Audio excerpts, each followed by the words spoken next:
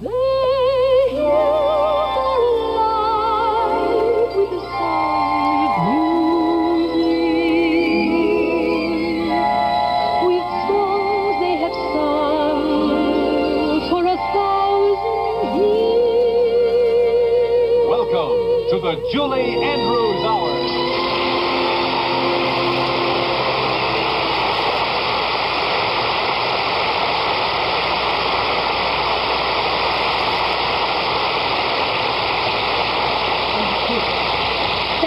And welcome. Tonight, paying a return visit to the show is that wonderful actor who won an Emmy for his performance as Henry VIII in The Six Wives of Henry VIII. Ladies and gentlemen, Mr. Keith Michell.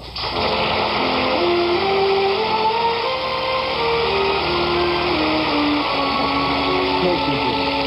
You mentioned an Emmy. Mm-hmm. Apparently I did win it, but I wasn't here in America. I wasn't able to be here for the presentations last May, and so far, you know, I haven't received it. Oh. So that leads me to wonder whether, in fact, I did win it. Oh, I know you did, because I was there and I heard your name called out.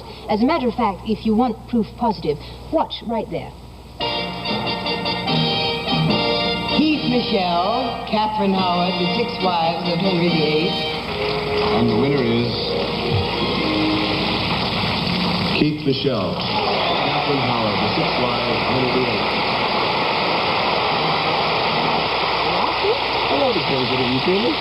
Now I know that I positively won an Emmy. Mm-hmm. Question is, where is it? Well, the Television Academy has taken care of that. And tonight, at long last, Keith, it gives me great pleasure to present you with your Emmy. Thank you, Jane. There you are. Isn't that beautiful? Thank you very much. Well, after 6 months, I still don't know what to say. Well, go on, say something. Make a speech. This comes as a wonderful, if rather delayed, surprise. However, I would like to thank everyone concerned and involved in the production of the series, of course, and particularly 7 very special people without whom the award would not have been possible: Henry VIII and those 6 wonderful women.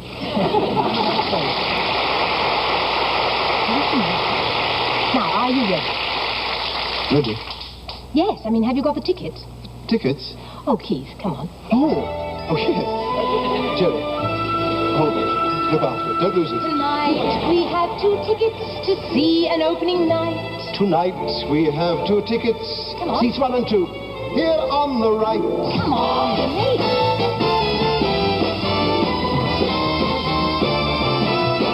2 on the aisle. How exciting. 2 on the aisle. Do it with style. For first nighting, do it with style. The orchestra is starting. The lights are dim. Now the curtain is parting. The show is beginning. And we have 2 on the aisle.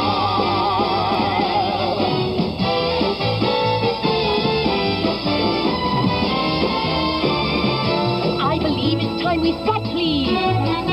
Madame, would you remove your hat, please? This is the best place to be, for we want to see. Let's sit back and smile and do it with style, 'cause we have to. You are the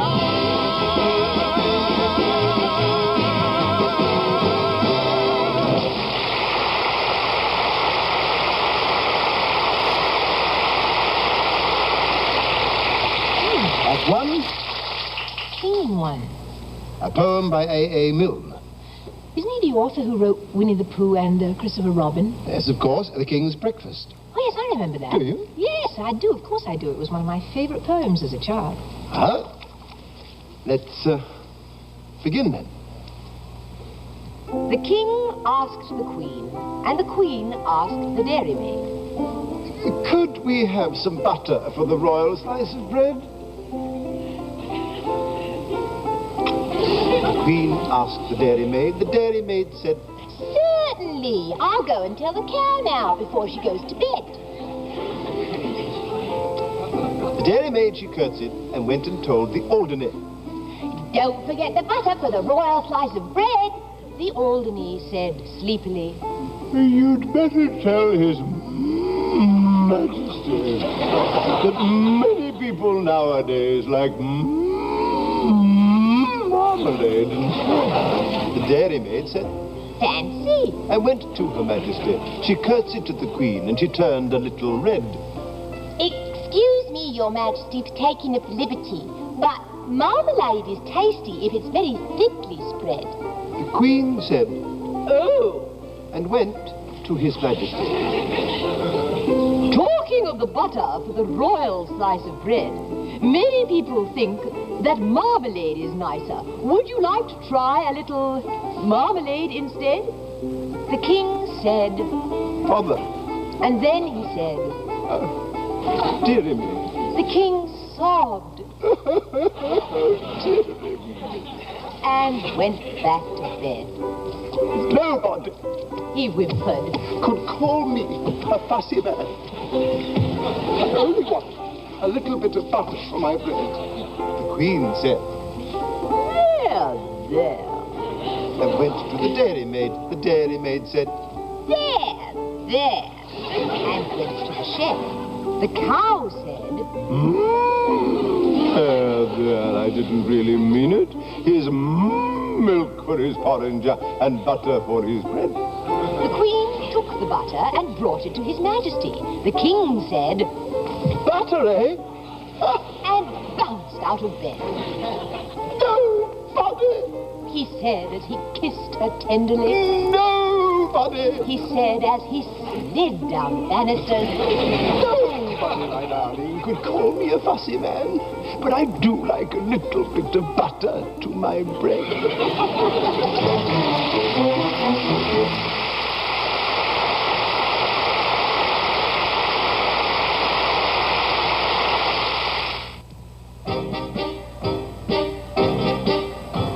A penny's worth from the threepenny opera. For a moment with good while. From two on the eye. Oh, the shark has pretty teeth, dear, and he shows them pearly white. Just the jackknife has McKeith, dear. But he keeps it out of sight. When the shark bites with his teeth, dear, scarlet billows start to spread. Fancy gloves, though, where's McKeith, dear? So there's not a trace of red on the sidewalk. Sunday morning, lies a body, oozing life. Someone sneaking round the corner. Is that someone? The night from a tugboat by the river, a cement bag flopping down. The cement just for the weight, dear. y2mate is back in town. Oh, silky tawdry. Jenny Diver, The politician. sweet Lucy Brown. Oh, the line falls on the right, dear. Now that Maggie is back in town. Und der hat sehen und die Trakte im Gesicht.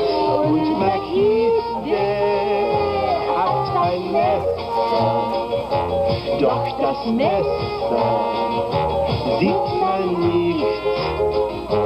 Just a jackknife life has a key here, and he keeps it out of sight.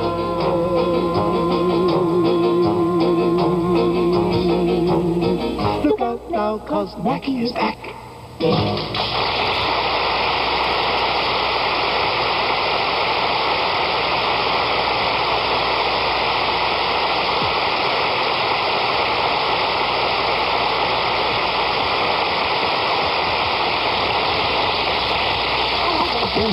I don't understand German. Now what? Neither do I, but I like it. The Applicant by Harold Pinter. What's he applying for? Oh, it's about a computerized society Yes. and the physicist Yes. who is applying. Yes. Why don't we just watch it? Oh. I mean, I have to explain to you all.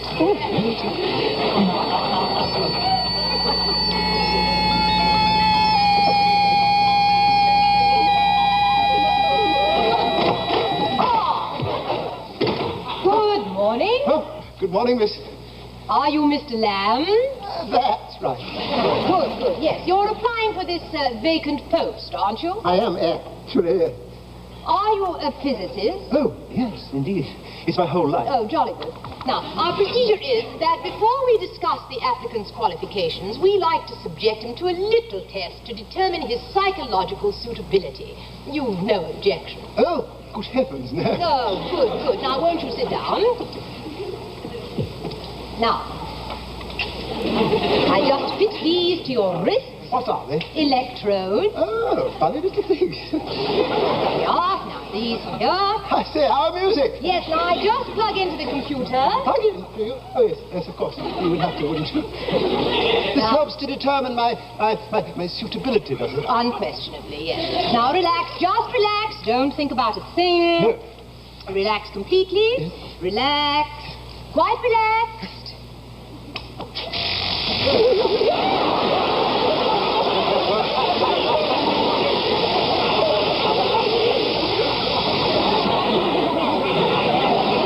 Would you say you were an excitable person? Excited? No, not unduly. No, of course Would you say you were a moody person? Moody. No, I wouldn't say I was moody. Do you ever get fits of depression? Depression. Well, I wouldn't call it depression exactly. Do you often do things you regret in the morning? Regret. Well, regret. It depends what you mean, what often. I mean, Are you often puzzled by women? Women. Men? Men, I'm just going to answer the question. Do you often feel puzzled Puzzled? by women? Men? No, difficult. No. You want separate answers or joint answers? After your day's work, do you ever feel tired, edgy, fretty, irritable, at a loose end, morose, frustrated, morbid, unable to concentrate, unable to sleep, unable to eat, unable to remain seated, unable to remain upright, lustful, of heat, brandy, full of desire, full of energy, full of dread, drained of energy, of dread, of desire? Well, it's difficult to say, really. Are you a good mixer? Oh, well, now you touch on quite an interesting point. Do you there. suffer from eczema, listlessness, or falling coat? Are you Virgo intacta? Are you Virgo intacta? It's rather embarrassing. Are you Virgo intacta? I beg your pardon, I make no boast of it. Have you always been Virgo intacta? Always. From the word go? Go. Oh. Do women frighten you? Their clothes, their shoes, their voices, their laughter, their stares, their way of walking, their way of sitting, their way of smiling, their way of talking, their mouths, their hands, their feet, their skins, their thighs, their knees, their eyes, their toes, their...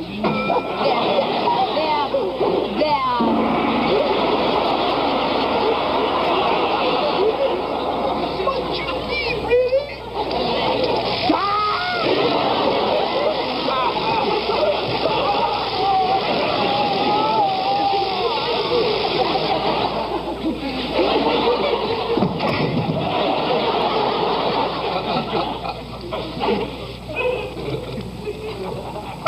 Thank you very much, Mr. Lamb. We'll let you know.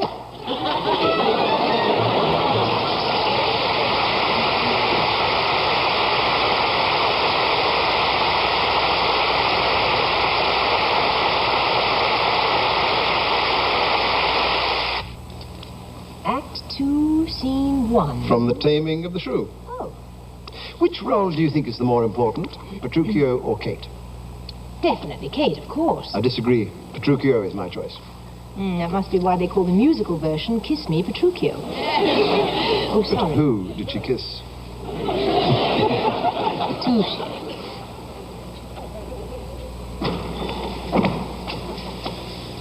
I will attend Kate here.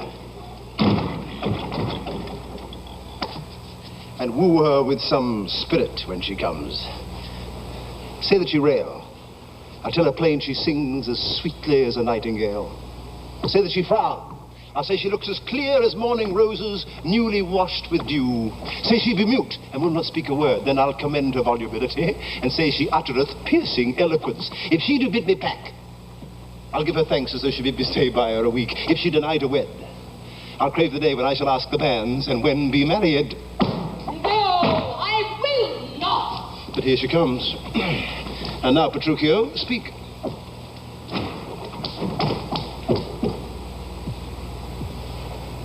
Good morrow, Kate. So that's your name, I hear. Well, have you heard, but something hard of hearing. They call me Catherine that do talk of me. You lie of faith, for you're called plain Kate. And bonny Kate. Sometimes Kate the Cursed. But Kate, the prettiest Kate in Christendom. Kate of Kate Hall, my super dainty Kate. For dainties are all Kates. And therefore, Kate, take this of me, Kate of my consolation. Hearing thy mildness praised in every town, thy virtue spoke of, and thy beauty sounded, yet not so deeply as to thee belongs. Myself am moved to woo thee for my wife. Moved in good time. Let him that moved you hither remove you hence. I knew you at the first you were immovable. Why? What's immovable? A joined stool. Thou hast hit it. Come, sit on me. Asses are made to bear, and so are you. Women are made to bear, and so are you. No such jade as you, if me you mean. Alas, good Kate, I will not burden thee, for knowing thee to be but young and light. Plain as you to catch. And yet as heavy as my weight should be. Should be, should buzz. Well taken, and like a buzzard. Oh, slow-winged turtle, shall a buzzard take thee? Aye, for a turtle, as he takes a buzzard. Come, come, you wasp, if ain't you are too angry. If I be waspish, best beware my sting. My remedy is then to pluck it out. Aye, if the fool could find it where it lies. Who knows not where a wasp doth wear his sting in his tail? In his tongue. Whose tongue? Yours, if you talk of tails and so forth. What, with my tongue in your tail? I am a gentleman. Oh, that I'll try. I swear I'll cuff you if you strike again. So may you lose your arms. If you strike me, you are no gentleman. And if no gentleman, why then no arms. Herald Kate, or put me in thy books. Well, what is thy crest? A coxcomb? A combless cock. So Kate will be my hen. No cock of mine. You crow too like a craven. Come, Kate, come. You must not look so sour. Oh, it is my fashion when I see a crab. Oh, here's no crab, and therefore look not sour. There is, there is. Then show it me. Oh, had I a glass, I would. What, you mean my face?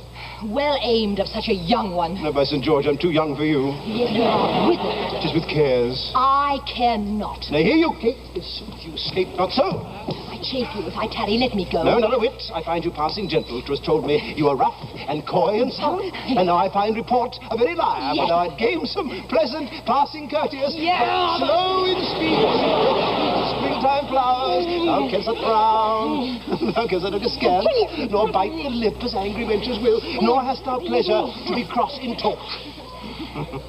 But thou with mildness entertains thy wooers with gentle conference, soft and affable.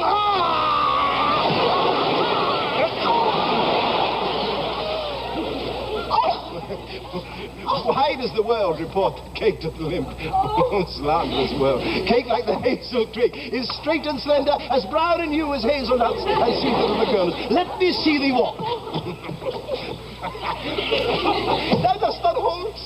Go, fool, and whom thou keep'st command. Did ever Diane so become a grove as Kate, this chamber, with her princely gait? Oh, be thou Diane, let her be Kate, and then let Kate be chaste and Diane sportful. Where did you study all this goodly speech? It is extempore from my mother wit. A witty mother, witless else her son. Am I not wise? Yes, keep you warm. Marry, so I mean, sweet Catherine, in thy bed. And therefore, setting all this chat aside, thus, in plain terms, your father has consented that you shall be my wife. Your dowry agreed on, and will you, nill you, I will marry you now, Kate. I am a husband for your turn, for by this light, whereby I see thy beauty that doth make me like thee well. Thou must be married to no man but me, or I am he, am born to tame you, Kate. Kate, to a Kate conformable as a household Kate.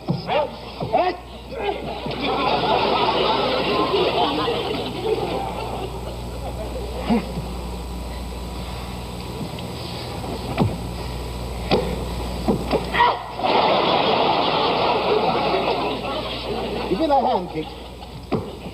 I will to Venice to buy apparel against the wedding day.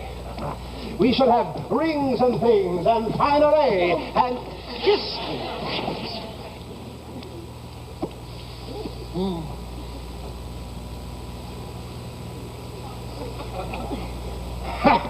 We shall be married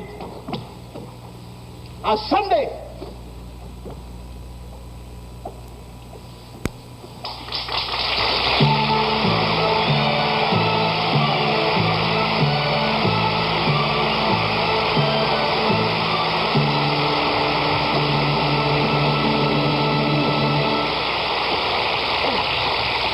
That made me feel quite exhausted. I'm sure that when Petruchio finally won Kate, they must have lived tempestuously ever after. No, I think the marriage was quite quiet. She learned to do what she was told. Which I admit is a complete reversal of real life. Oh. Do you think they'll do something less strenuous? The Importance of Being Earnest by Oscar Wilde. Scene, a Victorian drawing room. Oh, what's the plot? Jack, who lives in the country, poses his younger brother Ernest when in London. Jack wants to marry Gwendolen, but Gwendolen only loves Ernest, little knowing his name is Jack. Oh, no, whoa, steady on. You mean Jack loves Gwendolen, but Gwendolen only loves a man that she thinks is called Ernest. Is that it? Hence the importance of being earnest.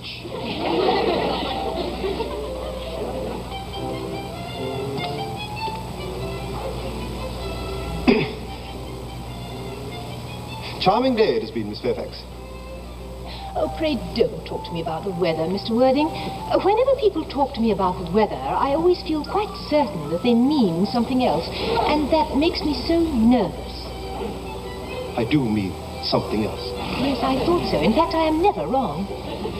And I would like to be allowed to take advantage of Lady Bracknell's temporary absence. Oh, I would certainly advise you to do so. Mamma has a way of coming back suddenly into a room that I have often had to speak to her about. Miss Fairfax.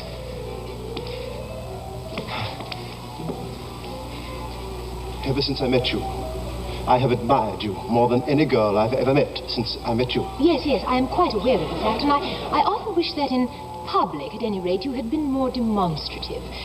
For me, you have always had an irresistible fascination. Even before I met you, I was far from indifferent to you. We live, as I hope you know, Mr. Worthing, in an age of ideals. The fact is constantly mentioned in the monthly magazines and has reached the provincial pulpits, I am told. And my ideal has always been to love someone of the name of Ernest. There is something in that name that inspires absolute confidence. The moment Algernon first mentioned to me that he had a friend called Ernest, I knew I was destined to love you. You really love me, Gwendolen? Passionately. Darling, you don't know how happy you've made me. Oh, my own Ernest. Yes, of course. But you don't really mean to say that you couldn't love me if my name wasn't Ernest. But your name is Ernest. I mean, you answer to the name of Ernest. You are the most earnest-looking person I have ever met. Oh, yes, it is. I do. I am. But supposing it was something else, do you mean to say that you couldn't love me then?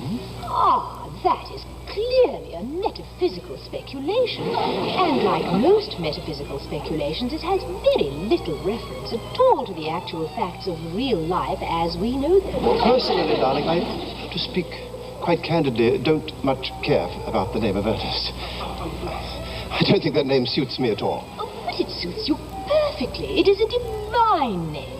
It has music all its own. It produces vibration. Well, really, Gwendolyn, I must say that I think there are lots of other much nicer names. I think Jack, for instance. The charming name. Jack.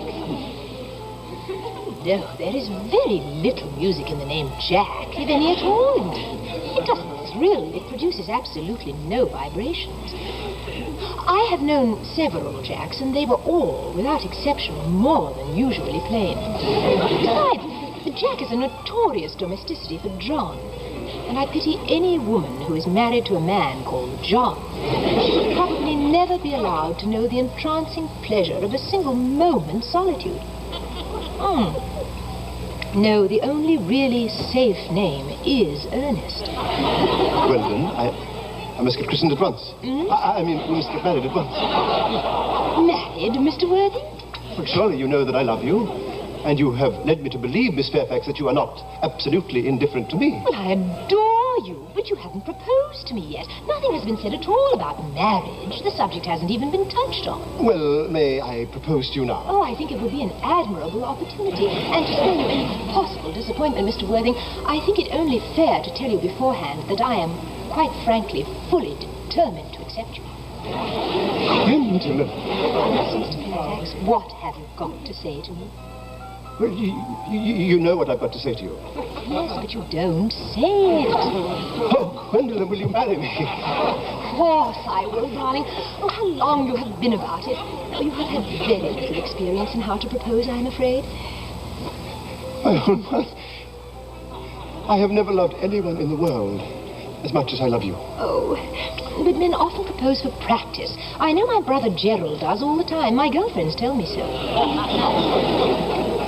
What wonderfully blue eyes you have, Ernest. They are quite blue. I do hope you will always look at me that way, especially when there are other people present.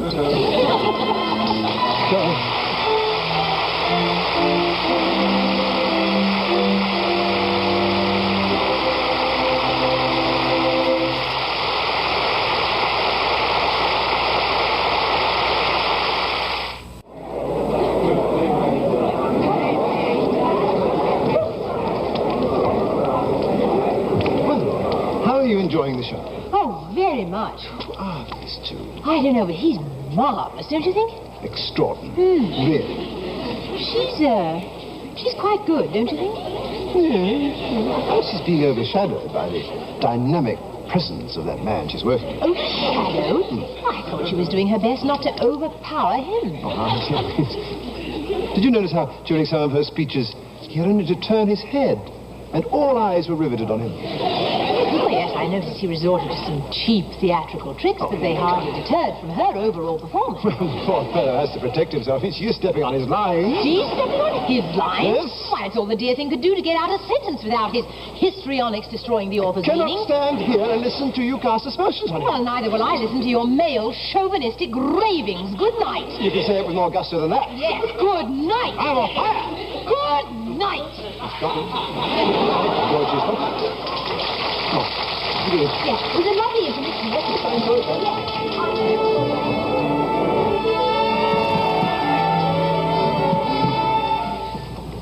She's going to phone the confession. On a clear day, rise and look around you, and you'll see who you are.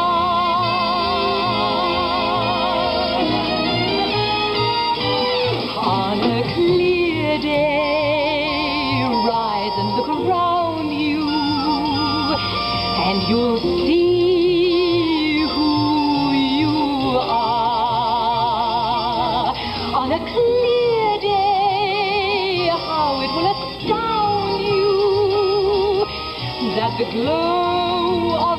being outshines every star. You feel part of every mountain, sea, and shore. You can hear from far and near a world you've never heard before. And on that clear day, on that clear day, you can see forever and ever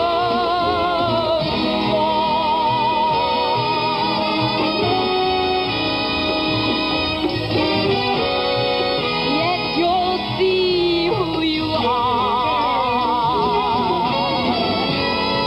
On a clear day, how it will astound you that the glow of your being outshines every star.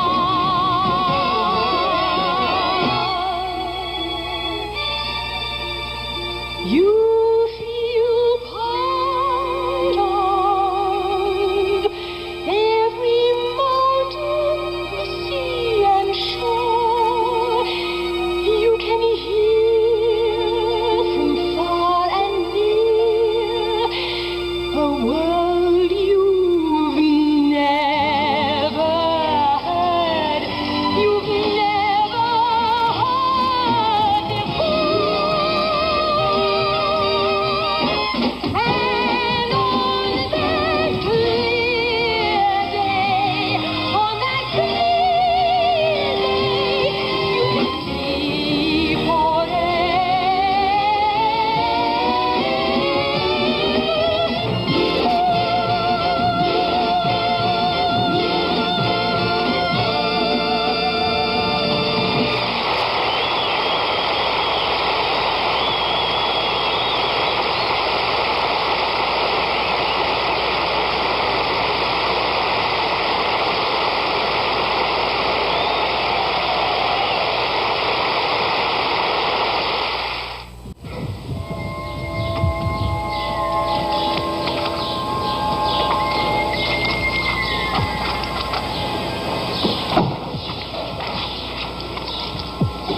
What are you doing? It so happens this is fall, and I am taking in the leaves. We always take off the leaves in the fall, and we put them back in the spring. You take them off and you put them on, and the tree does nothing. The tree is supposed to take them off, put them on. This tree is aluminum. Oh, then it's not a real tree. There are hardwood trees and softwood trees, and there are tree trees. What are tree trees? Tree trees are 9. Tree trees are 9? True. Oh, then true trues are 4. Gotcha. Who are you, anyway? Well, on the one hand, I'm a string of beans. On the other hand, I'm the corn on the cob. I think you're bananas. Thanks a bunch. At least we're not out of our gourd. And that's the difference between us. Everything we have is grown, homegrown, and everything you have is fake. Fake? Yes, take this aluminium tree. It doesn't grow. Trees do not grow. Trees are assembled. That's efficiency. That's dumb. When it rains, I grow 3 feet. It costs me a fortune in shoes. What's in this thing? Pull it and see. What do you call this thing? Read the price tag. A laminated, plasticated, extruded polystyrene apple tree, $65. Squirrels optional. Dry clean only, made in Taiwan, inspected by number 6, keep out of direct sunlight, highly inflammable, extra apples available through your dealer. Do not remove this label. There, and the fruits are interchangeable with the seasons. In the spring, we take off the wax apples and we hook on the Bing cherries and the cling peaches. Then in the summer, we put back the apples and the kumquats. How can you remember all that? Simple. In the spring, there's the cling and the Bing, and in the summer, there's the apples and the kumquats. Last part doesn't rhyme. I know. We're working on that at the factory. Oh, it smells awful. I don't smell anything. That's what I mean. It smells awful. Oh, that's because the fragrance is extra. Smell the flowers. They smell real. Of course they do. I use a real spray. For lilacs, I use a lilac spray. For the orchids, we use an orchid spray. Sometimes I spray the orchids with garlic. keeps away the plastic bees. Why don't they smell? Oh, they are factory seconds. They're the kind men buy for their wives. Would you like one? No. Some other time. We really must be growing. You mean going? No, whether we're coming or going, we're always growing. Here, it's real. You can... No, you can eat it.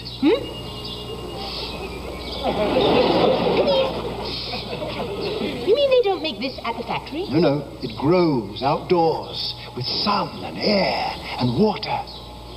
That's how we cut out the middleman. Try it.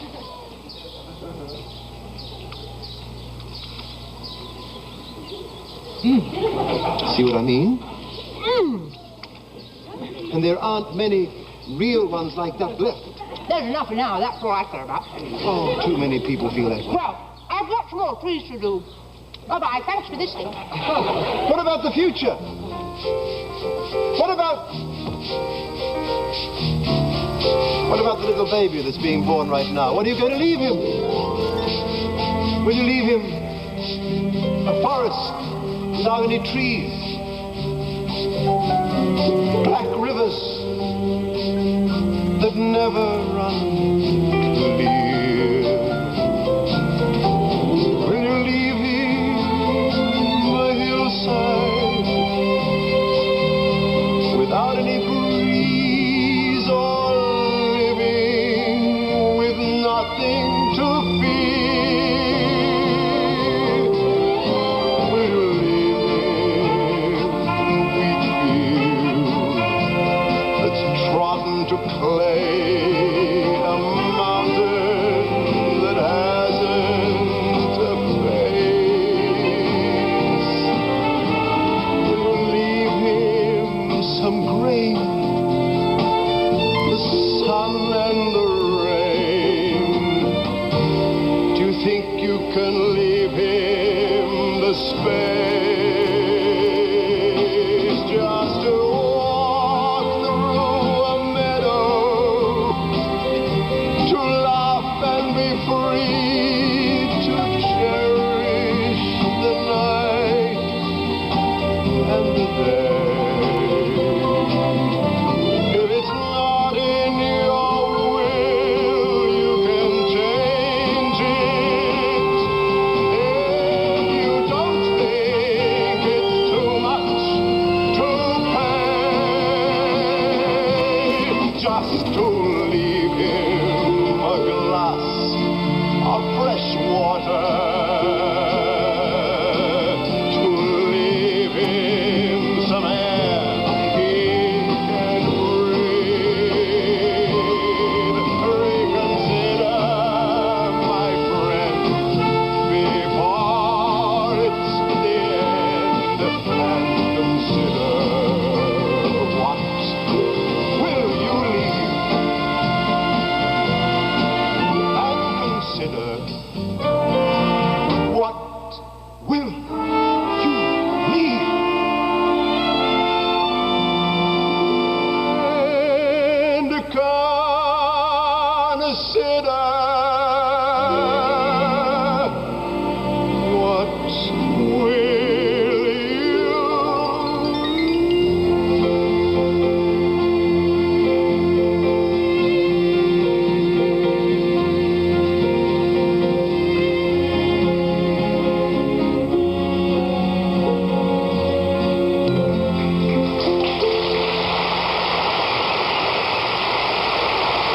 what will you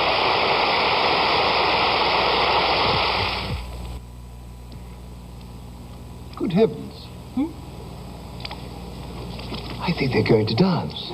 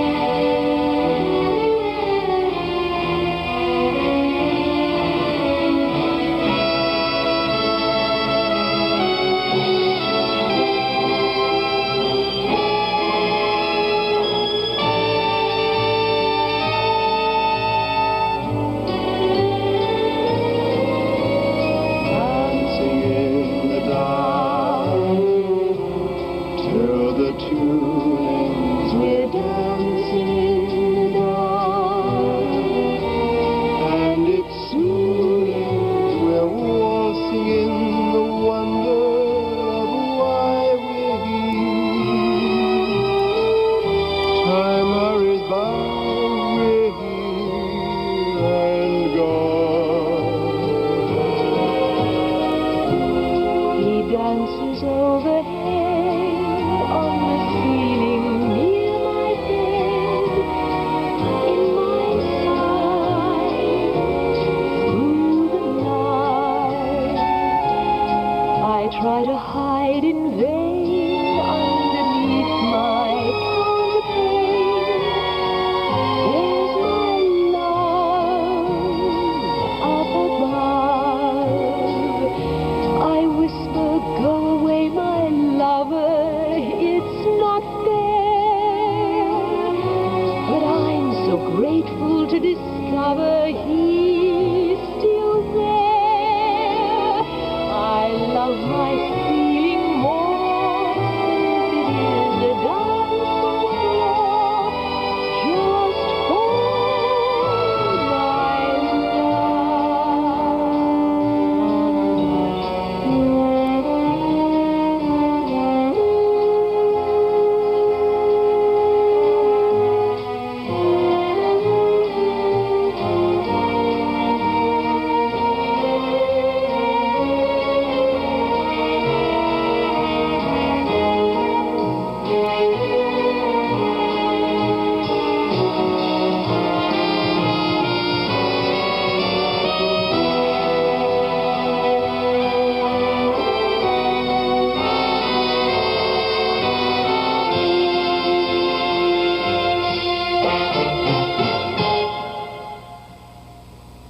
I have you, love, and we can face the music together,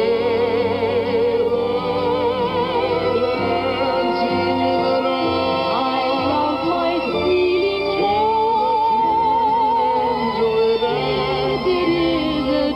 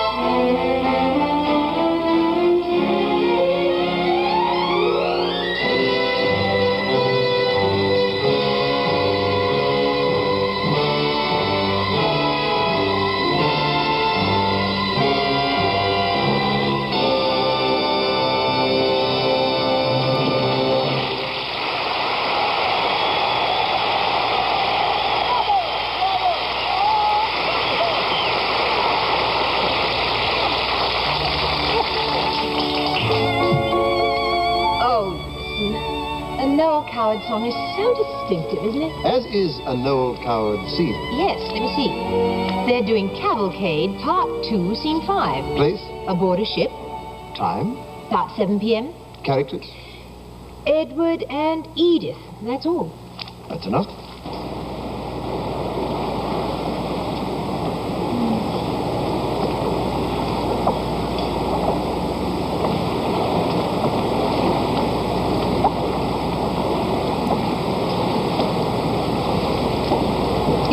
Big, the Atlantic, isn't it? Far too big. And too deep. Much, much too deep. I don't care a bit, do you? Not a scrap.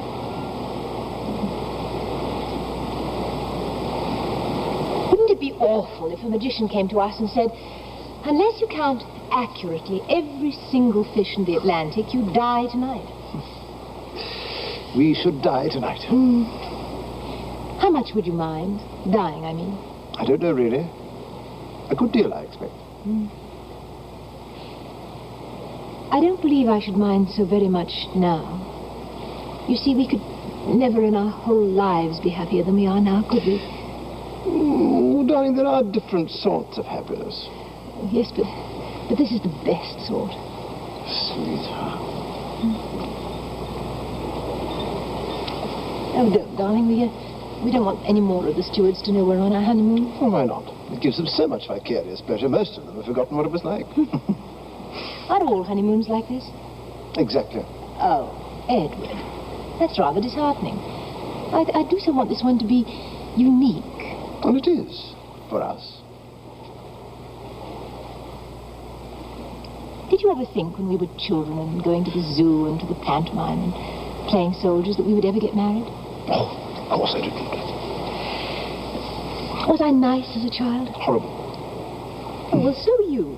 And so was Joe. He was vile. You always took sides against me. Oh, and yet we all liked one another, really. I think I liked Joe better than I liked you, but then he was younger and he was easier to manage. Dear Joe. He was funny at the wedding, wasn't he? He's a ribald little beast. He has no reverence, I'm afraid. Absolutely none. No, he's passing gallantly through the chorus girl phase now, isn't he? Gallantly, but not quickly. Well, darling, you took your time over it. Oh, no, Regis. I mean, you had several affairs before you married me, didn't The you? light of my life shut up. You'd be awfully cross if I had, wouldn't you? Had what? Affairs, love affairs before you. Did you? Hundreds. No. I rather wish I had, really. Perhaps I should have learned some tricks to keep you with when you're tired of me and old. Well, I never shall be tired of your tricks or no tricks. Yes, you will. One day you're bound to. People always do. This complete loveliness that we feel together will fade, and so many years and the guilt wears off the gingerbread, and just the same as the Stewarts, we shall have forgotten what it was like. Answer me one thing truthfully, Celeste. Did you ever see gingerbread with guilt on it? Never. The whole argument is disposed of. Anyhow, look at Father and Mother. They're perfectly happy and devoted and always have been. But they had a better chance at the beginning. Things weren't changing so swiftly. Life wasn't so restless. Well, how long do you give us? I don't know. Oh, and Edward, I don't care. This is our moment, complete and heavenly. I'm not afraid of anything. This is our own for forever. Do you think a nice warming glass of sherry would make it any more heavenly? Oh, you have no soul, darling. But I'm very attached to you.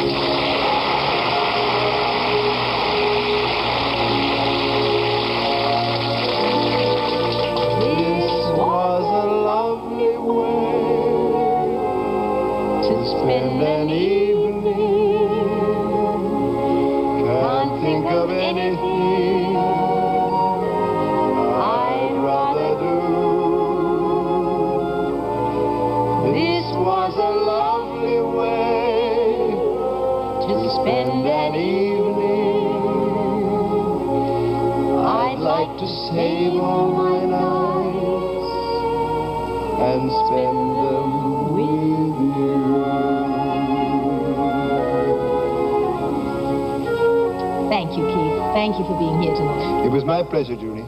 I had fun. I had fun, too. By the way, ladies and gentlemen, I'd like you to know that next week we'll be moving to Saturday. And for the remainder of the season, we'll be appearing at 9 o'clock every Saturday evening. Also starting next week, just before us, is a new series called A Touch of Grace, starring Shirley Booth. On our first show in the new time period, my guests will be Jim Neighbors and Edie Gourmet.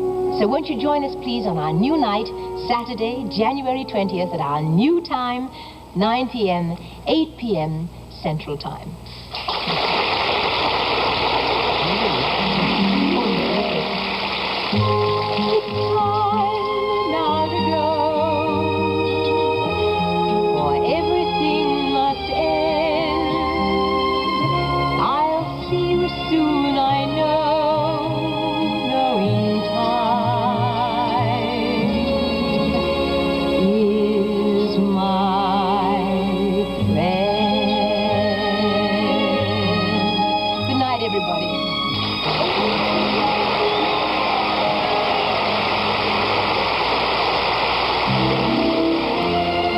the Julie Andrews Hour. This is Dick Tufeld.